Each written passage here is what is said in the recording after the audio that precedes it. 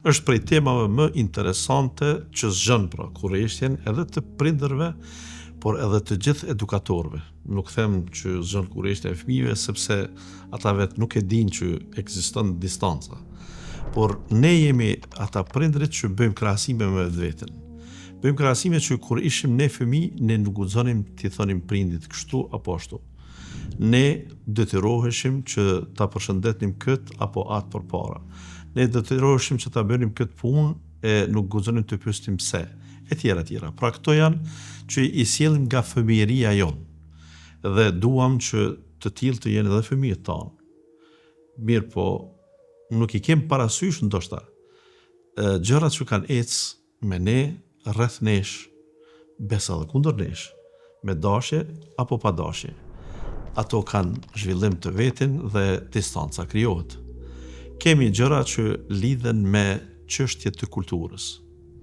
Lidhen me çështje të zakoneve të cilat për ne si më të moshuar, si prindër ato janë prezente. Se ne në fakt akoma ndoshta jemi fëmijë të dikujt, ani pse jemi të së bashku të rritur. Dhe ne akoma kemi turp para prindit ton, edhe pse ne mund të jemi mbi të 40-tat ose 50-tat e të ngjashme. Ne mendojmë se të njëjtin standard do ta respektojnë të tjerët. Dikush mund të na thotë po për ne nuk u lexuan ndonjë ligj që ato po bin nga sistemi e të tjerët nuk i kanë në sistem. Asesi, kërkush nuk pretendon një gjë të tillë, por megjithatë shoqëria duket se po gjykohet apo nuk po gjykohet për respektim të kulturave ose të traditave të mëhershme. Kësaj sot një i ri, një fëmijë që rritet me mua dhe ty në shtëpinë tonë, nuk e ka atë turpin për gjërat që ti mendon. Ai nuk turprohet pse i shtrin këmbët para te ose para mysafirit. Ai nuk e ka telashe pse flet para tjetrit që është më i rritur. Besa nuk e ka problem pse i thot dikujt më i vjetër, më i dishum ti nuk e ke mirë. Gjëra që në ditët e sot me automatën me mendimin e lirë, edhe unë kam të drejtë, edhe unë mund ta shpreh, ta them, a veç ti po mendon se e ke mirë e tjera. Ndërkaq për ne ato janë hendikepe. Pastaj, ambicjet për të arritur nuk janë të njëjta sikur të prindërve, sikur të fëmijëve. Fëmijët sot mendojnë që vetvetiu janë të arritur. E prindi e din se ati i vyn shkollë, i vyn arsimim, i vyn ecje përpara, zhvillim, dhe këto nuk arrihen pa durim, dëgjueshmëri, përkushtim dhe ecje brapa dikujt. E fëmia këto nuk i percepton njëjtë. Rrjedhimisht edhe nuk gjykojnë njëjtë për gjërat e tilla. Kësaj krijohen distanca.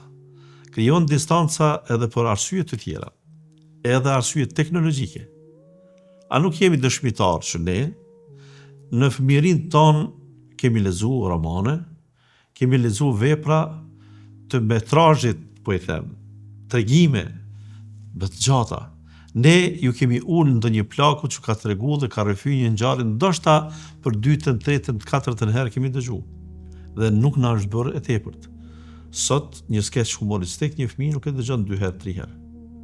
Dhe ai nuk ka nerva, në fakt edhe të rriturit e sotit që përcjellin rrjetet sociale, që sidomos në periudhën krejtësisht të fundit që jemi me shkurtesa të mëdha, edhe në ligjërata fetare dhe në çështje të interesave që janë për edukim dhe zhvillim edhe të mëdhenjve, nuk i kemi shumë durimin ta dëgjojmë dikën gjysmë ore derisa ai na shpjegon diçka.